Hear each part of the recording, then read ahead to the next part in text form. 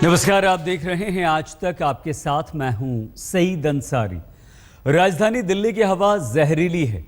दिल्ली में प्रदूषण का स्तर खतरे के मानक से काफी आगे निकल चुका है और हालात इस कदर बदतर हैं कि सूरज और हमारे बीच ओजोन की परत भी पतली पड़ गई है।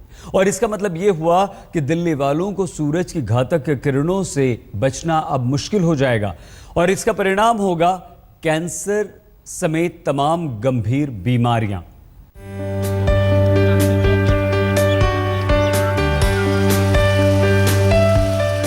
देश की राजधानी दिल्ली, चौड़ी सड़कें, सड़क किनारे दोनों ओर हरे भरे पेड़, लुटियंस की दिल्ली की रौनक बाहर के लोगों को एक पल के लिए चकाचौंध कर देती है, लेकिन असलियत बहुत घातक है। दिल्ली की हवा तो पहले ही जहरीली बन चुकी थी। डॉक्टर बीमारों को ही नहीं बल्कि सेहतमंद लोगों को भी मास्क लगाने की नसीहत दे रहे थे। पहले हवा खतरनाक स्तर तक जहरीली हुई और अब बढ़ता ओजोन स्तर दिल्ली के लिए चिंता का सबब बन गया। आमतौर पर सरफेस लेवल पर ओजोन गैस का लेवल हवा में 50 ppb होना चाहिए, लेकिन पिछले 15 दिनों से दिल्ली में इसका लेवल 60 से 120 ppb पाया गया है। CSE यानी centre for science and environment की रिपोर्ट परेशान करने वाली है। विश्व पर्यावरण दिवस से पहले ही ये रिपोर्ट सार्वजनिक कर दी गई। रिपोर्ट में दावा किया गया कि लुटियन जोन के सियासी ठिकाने से लेकर अस्पताल तक महफूज नहीं है। ये लोगों के लिए खतरे का संकेत है। यहाँ तक कि दिल्ली के मुख्यमंत्री के घर के आसपास भी ओजोन की मात्रा मानक से 2-3 गुना ज्यादा है।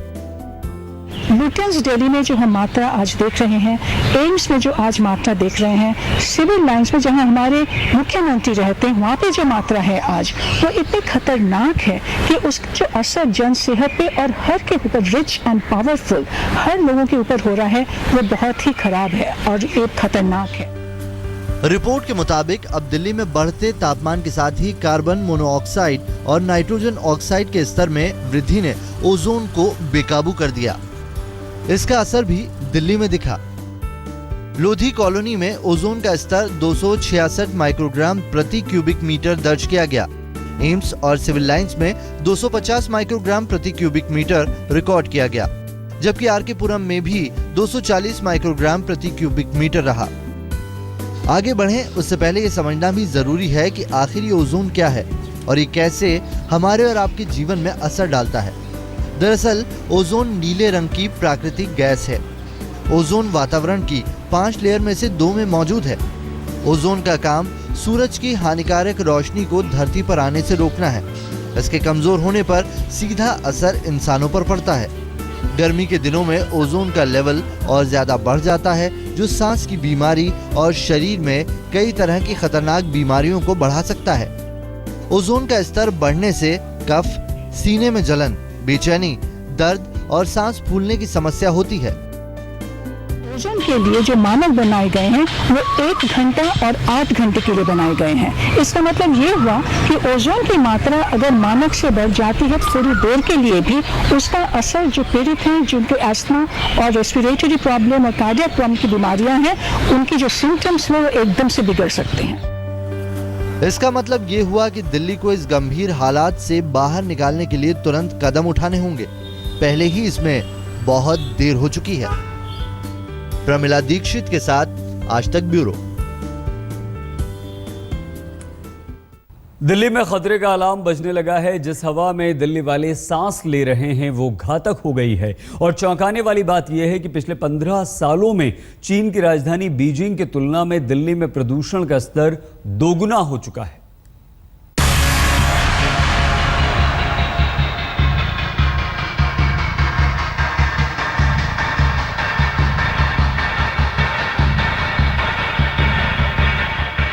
जहां से देश की सत्ता चलती हो, जो देश का दिल माना जाता हो, जिसे देश की राजधानी होने का गौरव मिला हो, वो शहर दरअसल बहुत बीमार है। उसकी हवा में जहर मिल चुका है।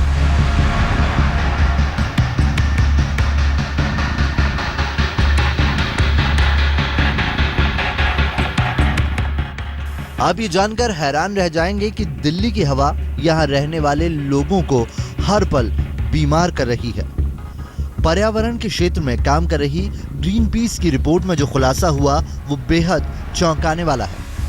ग्रीन पीस की हालिया रिपोर्ट के मुताबिक दिल्ली की हवा में PM यानी कि 2.5 लेवल विश्व स्वास्थ्य संस्था के मानक के मुकाबले 10 गुना ज्यादा है। ग्रीन पीस के ताज़ा अध्ययन में कहा गया है कि दिल्ली में प्रदूषण का स्तर भारतीय सुरक्षा मानकों से भी 4 गुना ज्यादा है। रिपोर्ट के मुताबिक दिल्ली में हवा की क्वालिटी खतरनाक स्तर तक जा पहुंची है। दिल्ली में प्रदूषण का स्तर इस कदर बढ़ चुका है जिससे आपका दिल, जिगर, फेफड़ा सब खतरे में है। दिल्ली की गिनती एशिया के सबसे प्रदूषित शहर के तौर पर होने लगी है। Centre for science and environment के अध्ययन के मुताबिक दिल्ली की हवा में पिछले 12 सालों में PM यानी कि पार्टिकुलेट मैटर 47% तक बढ़ गया है, जो कि सेहत के लिए काफी खतरनाक है। अस्थमा पीड़ितों के लिए बेशक ये जो रिपोर्ट है वो चिंता का सबब है। समय रहते अगर दिल्ली सरकार ने ओजोन गैस की परत के लिए और कोई रोकथाम के लिए कदम नहीं उठाए, जल्द से इसके ऊपर औपचारिक कदम नहीं उठाए, तो दिल्ली शहर की सांस में, हवा में और ज़्यादा जहर घुल सकता है। दिल्ली में पिछले 15 सालों में पार्टिकुलर मैटर के स्तर में 47% का इजाफा दर्ज हुआ, जो कि चीन की राजधानी बीजिंग की तुलना में लगभग 2 गुना है। आपको बता दें कि पहले ही विश्व स्वास्थ्य संगठन दिल्ली को सबसे प्रदूषित शहर करार दे चुका है। दुनिया के 1600 शहरों की जांच के बाद विश्व स्वास्थ्य संगठन ने कहा था कि दिल्ली में PM 2.5 सबसे ज्यादा है। आइए जानते हैं कि PM 2.5 क्या है। PM यानी कि पार्टिकुलेट मैटर, जो हवा में ठोस या तरल रूप में मौजूद बहुत छोटे कण हैं। इन कणों में हवा में मौजूद carbon monoxide, carbon dioxide, lead घुले होते हैं, जो कि उसे जहरीला बनाते हैं। PM 2.5 हवा में फैले खतरनाक कण होते हैं। इन बारीक कणों का आकार बहुत छोटा होता है। हवा में इनकी मौजूदगी तमाम तरह की बीमारी को पनपने में मददगार होती है। मसलन फेफड़े की बीमारी, अस्थमा, कैंसर तक हो सकता है। चुनौती इस बात की है कि दिल्ली को जल्द से जल्द प्रदूषण मुक्त कैसे किया जाए। सूत्रों के मुताबिक हवा जहरीली होने की वजह से हर साल दिल्ली में 3000 लोगों की मौत होती है। ऐसे में हवा में फैले अदृश्य जहर से बचना लोगों के लिए चुनौती है। प्रमिला दीक्षित के साथ मणिदीप शर्मा, दिल्ली आज तक। दुनिया के 10 प्रदूषित शहरों में दिल्ली का नाम शुमार हो चुका है, लेकिन अब तक कोई ठोस कदम प्रदूषण से निपटने के लिए दिल्ली में बिल्कुल नहीं उठाए गए। जिन गाड़ियों की वजह से दिल्ली की हालत खराब हो रही है, उन्हें भी रोकने पर सरकार हिचकिचा रही है और उसका परिणाम यह हो रहा है कि दिल्ली में लगातार प्रदूषण बढ़ता जा रहा है, हवा जहरीली होती जा रही है।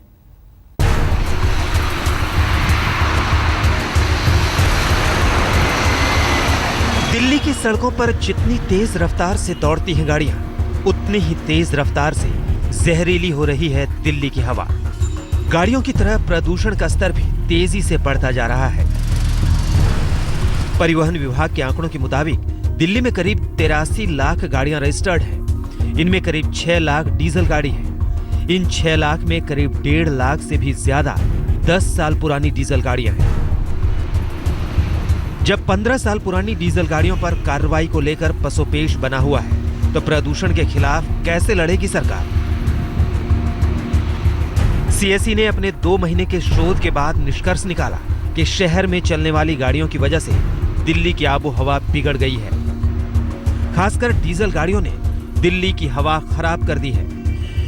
गाड़ियों की संख्या इस शहर में लगातार बढ़ रहा है, तो अगर आज ओजोन को हमें कम करना होगा तो ये जो गैसियस पोल्यूशन निकलते हैं उसको हमें कम करना होगा। इसके लिए सरकार को पब्लिक ट्रांसपोर्ट स्ट्रैटेजी चाहिए। लोगों को जो निजी गाड़ियों के ऊपर जो निर्भरता बन रही है, इसे हमें कम करना होगा। ट्रैफिक वॉल्यूम को कम करना होगा। CSE के मुताबिक दिल्ली में सबसे पहले डीजल गाड़ियों पर 100% रोक लगानी होगी, यानी दिल्ली की सड़कों से डीजल गाड़ियां बिल्कुल बाहर कर दी जाएं, क्योंकि डीजल गाड़ियों से निकलने वाली नाइट्रोजन ऑक्साइड जैसी खतरनाक गैसों की वजह से ओजोन का लेवल सबसे ज्यादा बढ़ता है। अगर ओजोन के लेवल को नीचे रखना है तो सबसे पहले डीजल गाड़ियों पर बैन लगाना होगा।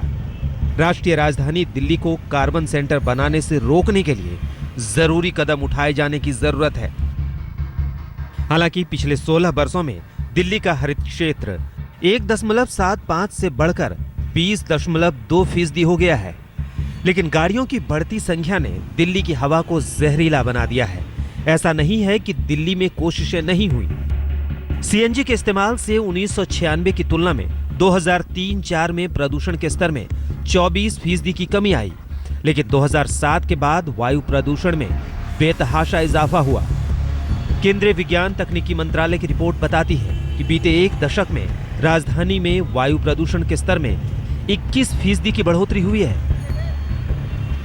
दिल्ली की हवा को खराब करने में कोयले से चलने वाले पावर प्लांट भी जिम्मेदार हैं।